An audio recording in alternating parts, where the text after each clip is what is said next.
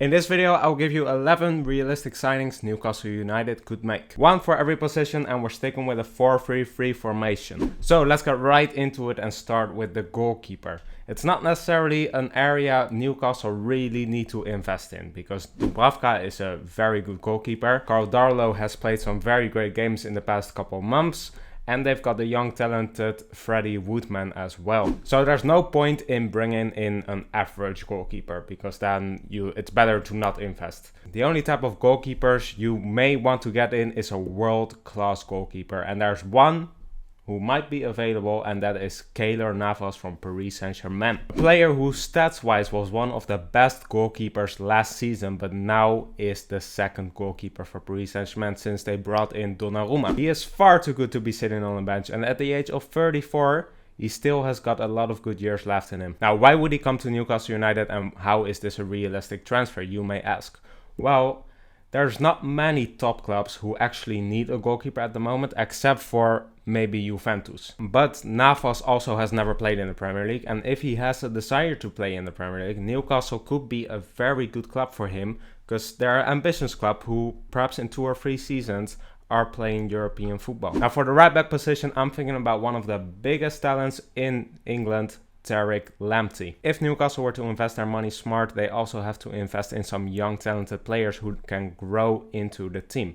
And Lamptey from Brighton is a perfect example for that. Lamptey at the moment is still gaining fitness from a hamstring injury he got in March. So far this season he hasn't played that much yet, but we know from his very first season at Brighton that he is a very talented player. He's a big talent for the future, but he can be there straight away in the starting lineup for Newcastle United as well if they were to get him. Now for the centre back positions, the first centre back I would suggest is James Tarkowski. Tarkowski is a player who has been heavily linked with a move to Newcastle United. He would improve Newcastle's defense, and he's a very experienced Premier League player, and that is especially important in these times. He is also allowed to leave Burnley if the right bid comes in January, so he is a potential player they could be getting in this winter already. His contract is also expiring at the end of the season, so they may be able to get him quite cheap. And at the age of 28, he still has lots to give, and he as well could help the club progress in this transitional period. For the other centre back position, I'm looking at a very young and talented centre back,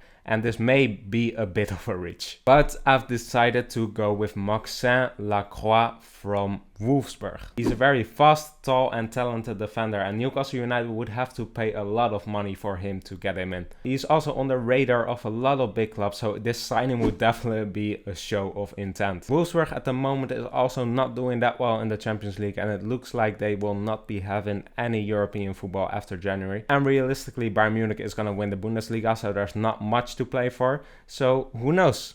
It could be a decent signing. It would definitely be a show of intent. Newcastle themselves already have quite a talented left back in their own team, Jamal Lewis. He hasn't had the best time so far at Newcastle United, but I still believe in him, and I still think he could be very decent for them in the future. So in my opinion, left back is also not really an area they definitely need to look at this window or the next window. But I gotta give a realistic signing for this position, so I'm gonna go with a loan signing of Alex Telles. Alex Telles is not really playing much at Manchester United because obviously Luke Shaw is the starter left back. So if he wanted to get some experience playing in the Premier League, and if he is allowed to leave on loan in January, who knows? Could be a very decent loan signing. Now onto the midfield, and the first midfielder I am thinking about is Ruben Loftus-Cheek. A player who has always kind of struggled with injuries in recent years, but he is someone with a lot of potential, and we saw that in recent weeks as well at Chelsea. But at Chelsea it is very tough to nail down a starter position in midfield because there's so much competition around. So going to a club who is very ambitious and who in a couple of years would want to be challenging in the top of the league could be a very good move for Loftus-Cheek. It is, however, a bit of a risky signing because of his injury history. But if it pays off, and it is a risk I would take if I were Newcastle United, because this guy has so much potential. Like, really, he really has a lot of potential. So I think it will be a very good signing. Now, the next midfielder I'm looking at is someone who is very experienced in the Premier League, but is not playing a lot currently. It is Aaron Ramsey from Juventus. Ramsey has been a fantastic player in the past in the Premier League, and he's always been of huge importance to Wales. However, he's not really playing at Juventus, and he most likely is allowed to leave the club. Ramsey will bring a lot of experience to this Newcastle side, and he could definitely help them grow forward and be there, especially in this place in time where they're still fighting a relegation battle. For the number 10 position, there are a lot of options. Jesse Lingard is being linked, and he would be a fantastic signing, but I just don't think Manchester United is going to let him go to Newcastle United. So for me, another transfer who could be a realistic signing, and I've recently also seen some links, is Nabil Fekir. He's a player who almost made a move to Liverpool, I think about 3 years ago, but he failed his medical test and instead ended up at Real Betis. Fekir at the moment is 28 and he is in his prime. He's been very important for Real Betis and a very good player in the Spanish league. But Betis is not really a top club at the moment. And I already see the comments come in, neither is Newcastle United at the moment as well.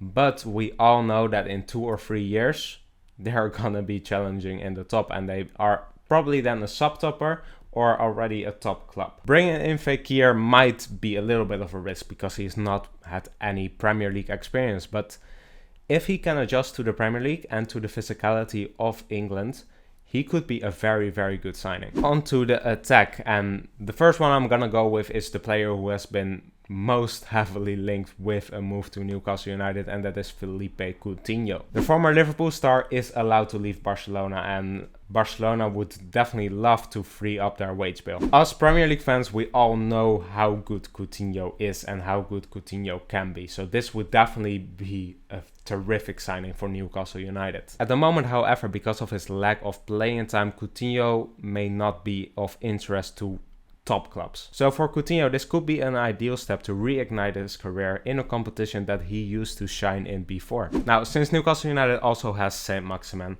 they don't really need another top class winger. But for squad depth and also a player who is very talented, I have set my eyes on Todd Cantwell. Cantwell from Norwich is a player with a lot of potential and with some Premier League experience already. This season he has been out with an injury, but in the past seasons he's been very important for Norwich. So he's definitely a player with a lot of potential who could grow into becoming a very good Premier League player. And now lastly, the striker position.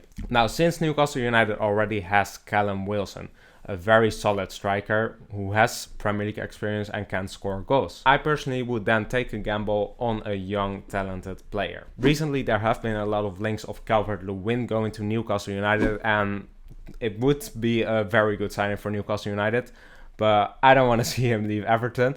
And as well, it's gonna cost you a lot of money. I think you're gonna be talking 80, 90 to 100 million for Calvert-Lewin, and that's not exaggerating, because Everton have built their team around Calvert-Lewin. Calvert-Lewin is their most important player. They're not gonna let him go cheap, especially not to a team they kind of are competing with, or at the moment who is a lesser team than Everton. So I'm gonna suggest another player, and I'm gonna go with a player from a different league who is one of the biggest talents in European football, Dusan Vlahovic. The striker from Fiorentina has recently also been linked to Newcastle United as well as with Spurs since the summer. He decided, however, to stay at Fiorentina to get some more game time, but he may want to look for a new challenge soon. Vlahovic is tall and strong and has an eye for goal, and he looks like the kind of striker who would suit the Premier League. So if Vlahovic has no problem adjusting to the Premier League, or if he is allowed some time to adjust if he needs that, then this could be a great signing for Newcastle United, but also a good move for Vlahovic. You know, there are bigger clubs who are being linked to him, but Newcastle United is a team with ambition and who in 2 or 3 years could be playing European football.